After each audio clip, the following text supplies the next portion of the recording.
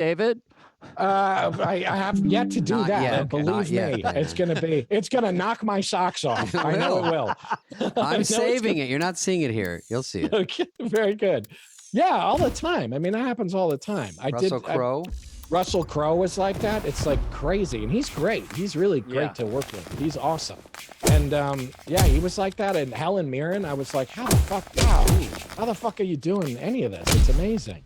And all kinds of people. Yeah, but Russell Crowe actually was a good one. He was totally like that. all the time. Cinderella William Hurt. I worked with William Hurt. You did William Hurt? Yeah, he was amazing. Oh, he was amazing. Yeah. Yeah, What about amazing. you did Man on the Moon? How was Carrey on that? I loved Jim Carrey. Was he? Because I heard stories about that movie, but was it interesting? Have you guys ever done anything with somebody who's doing that sort of like I'm in the character all the time thing? A little bit. I think Sean Penn. It was a movie called Racing with the Moon. Wanted to be referred to as character. Yeah. Yeah. Yeah. Right. My part was cut out of the movie, but I had a scene with Sean Penn in a hospital. Yeah, I was a crazy man. Yeah. You were a lunatic in the hospital? Yeah, but I'll tell you what, Richard Benjamin called me at home and said, we love what you did, but we have to cut it out. He was so sweet to do that. So. Oh, that's it. I worked with him. I did a movie. I did a Disney family TV movie that he directed where I played a wacky Civil War ghost. It was great. It was one of my favorite things I've ever done. It was so much fun. Yeah, it was a long time ago. He was great. Oh, yeah. Dickie Benjamin is the best. I was blown away to be working with Dickie Benjamin. I was like, that's amazing. Wait a minute. What'd you ask me? Man on the Moon. Man on the Moon. Oh, it was yeah, it was challenging. It was not easy. He was great, but it was tricky. Because it was sometimes hard to just kind of fit yourself around what he was doing, being in the thing all the time. And it was tricky. It was amazing. And they made a documentary because he filmed all this stuff off camera. Mm-hmm. And it was like, what was going on off camera was more insane than the actual movie. And I think the idea was to make some kind of movie out of that, which eventually he made this documentary about it. But it was like, so it's Jim Carrey playing Andy Kaufman, who's playing Tony Clifton? Tony Clifton, yeah. So it was like, he was whenever he was Tony Clifton, it was particularly mayhem off the set because he was just fucking, So you yell cut, and he's still in character, and the character of Tony Clifton is loud, obnoxious, belligerent fucking asshole who's just lunatic. Yeah. What's your fucking problem? So he was browbeating. It was great. Yeah. Yeah, browbeating everybody, and he was walking around with fucking stinky cheese in his pockets, and he was smearing stinky cheese on people. When he'd hug you, he'd be like, give me a hug, give me a hug, and he would he's stinking. And who pushed back the hardest? Who said, "Get the fuck off me"? I don't know that anybody did. That was the thing, is that it was such a fucking weird assault that I think people you were so kind of stunned deer in the headlights that you couldn't really tell him to fuck off. We're just like, okay, I'll give you a hug. Nobody really told him to fuck off because it was just sort of, it just occupied the whole fucking room whenever he was doing it, especially that character. And then sometimes it's Andy Kaufman, who, if people don't know, is just sort of quiet, more demure, right? Yeah, that was a more manageable thing. Yeah, it was interesting. I mean, it was fun. It was challenging, but it was got talked about. Yeah, for sure, it did. Yeah, and sometimes you wonder, like, guys do that, and is it just building a kind of mystique around what you're doing? Is it does it make you more mysterious and more interesting sometimes? If you do that? I don't know. Yeah, does it feel... It works for them. Yeah. I remember Rob Williams telling me that the real Andy Kaufman at a given point would wear his wrestling outfit. You could tell he was wearing it underneath his clothes. Right. Just hanging out, walking around. Just hanging out in it. Yeah. I know he was amazing. The stuff he did was really amazing. Brilliant, yeah, brilliant. Really brilliant. Anti-comedy.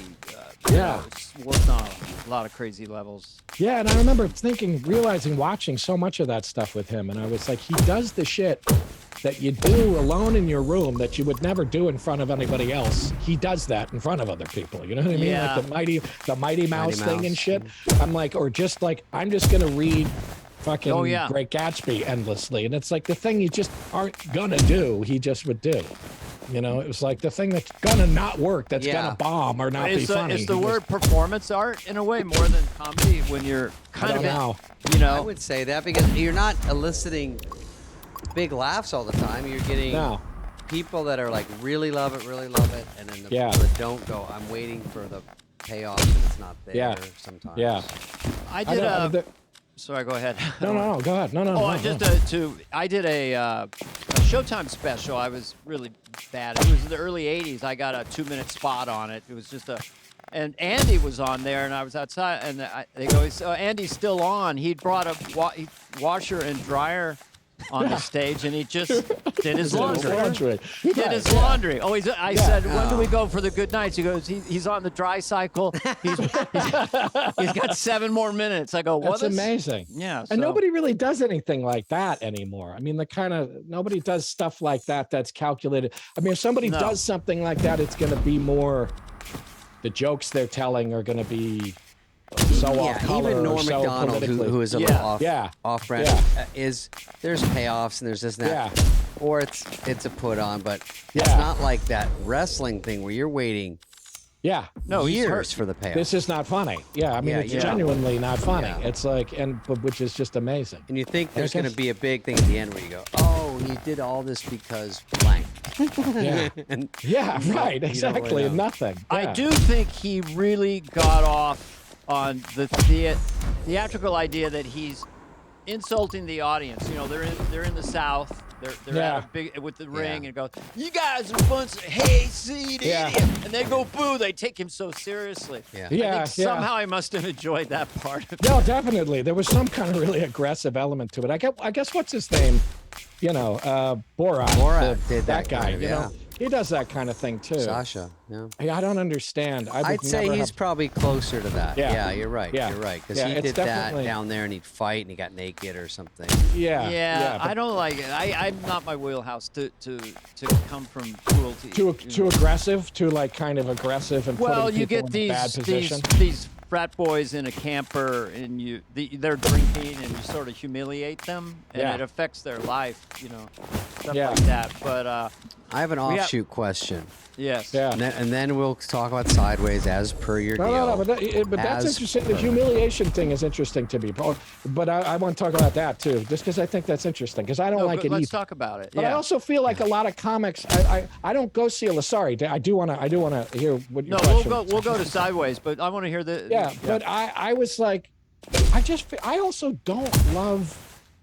I'm not a stand-up guy, and I've never done it, and I never would have the balls to do it, and I don't even go see it that much. But I went not too long ago to watch a bunch of people do it, and so much of the humor was just self-humiliation.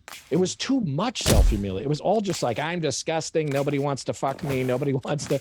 And I just kind of Yes. actually didn't find it funny after a while. Was that my A lot show? of it was just That's- this really kind of like relentlessly like self-whipping kind of humor. A lot of it was like that. Yeah, social media begat kind of exposing everything, and then the Yeah. idea, the comedian's up there and like, you know, I was masturbating in front of my cat today. He's got his Right. elbow on the mic stand, you know, and Yeah. and self-flagellation and Yeah. self-criticism and honesty. And I'm so depressed and I have so much anxiety Yeah. and I can't get laid.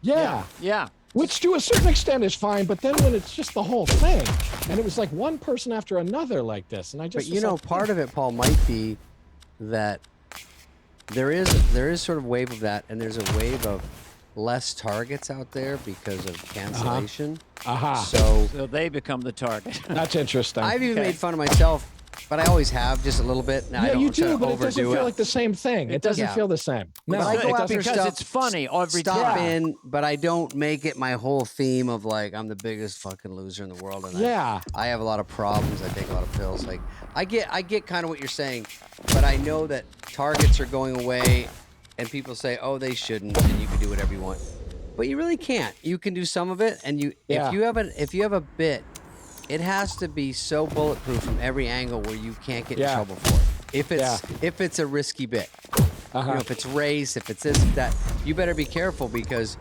you're gonna get somebody mad, and Yeah. if they get mad and they make a stink about it, Yeah. then you're You can- suddenly backpedaling, and you're like, it's just comedy, but that doesn't always get you out. Yeah. My goal maybe would be similar if you went into stand-up, Paul, was that, and I'll go back to this all the time, because being in the Volkswagen Bug, maybe your friends are a little stoned, and I'm doing an impression of the water polo coach, and I'm doing it redundantly and exaggerating, winding it, and they're helpless. So that still is where my Yes. favorite place to get with an audience is I'm Yes. going to do Fauci for 10 minutes. And I'm going to go further and further. We Yes. gave you the boosters, but they didn't work. You know, so that the rhythm of the language, the silliness of the exaggeration Yes. becomes Yes. this stew of laughter. Yeah. So that's Yeah. always the goal for me. Yes. So I don't have to worry about cancel culture. But I do love I Maybe, love but- I love something you do, which is just the little like one line, one gesture impersonation is really funny. The sort of like, Oh yeah. the like Michael Caine with his Oh. coloring book Oh, or whatever. right. I can't. Oh my God, you know about that? Well, that was Yeah. just out of boredom. I thought I'll do micro impressions. Like I would do the great Sean Connery. I go, this is great, late great Sean Connery. Gets back as asked whether he enjoyed his vacation in Spain. Right. Yes. That's it. See, That's that it. just endlessly. That does it for me. Christopher Actually, the Walken face sees an helps. amazing magic trick. Wow. See, that does it for me. That's good Okay. for me. And then Michael Caine in kindergarten. I like to eat paste. I don't know why, but I like to eat things in the classroom. So I don't know what you call it, but In the classroom. the text is one thing, but then the musicality of the rhythms Yes. Yeah. to It's funny. distill them to just Yeah. one sound is fun It for me. sets up something in your brain, in the listener's brain that you Yeah, can't stop. there's some from that. sort of thing that the fact that you heard that bit. Anyway, let's go Oh, to no, it's very Sideways. funny to me. Sideways is a movie that I visit regularly. My wife and I saw it within the last year, and we think it's just a very special movie. thanks. Your character in that is so. I don't know. It's so it's heartbreaking and hysterical, and your co-star, Tom Church. Tom yeah, Church. Thomas Hayden Church. Yeah. Hayden Church. You guys were so great together. There's He's just really funny. that's He's a a really rare, funny guy. I And think the two people of know you. guys like that, and I do know a guy like that. And you were put in this weird position of being with him, and you're also depressed. And he's living the high life, and he's about to be married, and he's doing all the shit you wouldn't do. Right. And Right. and I love my carefree friends that have no worries or any conscience about anything. Yeah. And it makes me feel like a stiff because Yeah. you sort of think a little more straight. Not totally, but you go, really? Like you're totally cool with all this shit you're doing? Yes. Well, but that's the thing that I think is kind of interesting about that movie is that in a way, though, he's almost more fucked up than the guy I play. And in a Yeah. way, he's almost in the darker, more fucked up place. Sure. Yeah. Than even the guy I'm playing, which I always think is interesting in that movie, that you really kind of suddenly see this moment Because of he's going, brighter about it, but he's covering it because it's Yeah, like so he's- like, hey, we're having a great time. Why and- can't you be and he's fun? gonna go get married and live in that house with the father who's gonna be an asshole. Yeah. And go Yeah. and just kind of cut himself up and like it's kind of depressing. And actually, my guy in the end, he's got possibilities in his life and stuff. So it's interesting He's the way it more, switches. he's around a more little bit. real. Yeah, the desperate to have. We're gonna have so much fun. Like for people who haven't Yeah. seen it, go see it. It's two guys go to the wine country, and one guy is shy and is brokenhearted, and his friend's trying to get him laid. And Yeah, your yeah. scenes of the woman that you like are so funny and heartbreaking. Of Yeah, trying she to was- break. Yeah. Who was the I'm actress? glad you like it. Virginia Madsen? Virginia Madsen. Yes, Yeah. you were. Oh, that was such a great pairing. And, She's great in it. Yeah. Everybody. The script was really great. It's And one of those the things gentleman where, who you did know. that also did Descendants, right? So this He is did. He did The Descendants. He did Election. He Ew, did Nebraska. About Schmidt. He did Oh, that's it. Alexander Payne. Yeah, yeah. Yeah, Yeah. he's brilliant because Descendants is great. another brilliant film. That's a great movie. I actually think that's his best movie. I really liked it. I've seen that at least 5 times. I Great think movie. George Clooney at the end saying goodbye to his wife is one of the best pieces of acting I've ever seen. I agree. I Really. think he's really I great mean, in that brilliant. movie. Yeah. I did another movie with that guy that comes out in the fall with Alexander Payne, a movie you called did? The Whole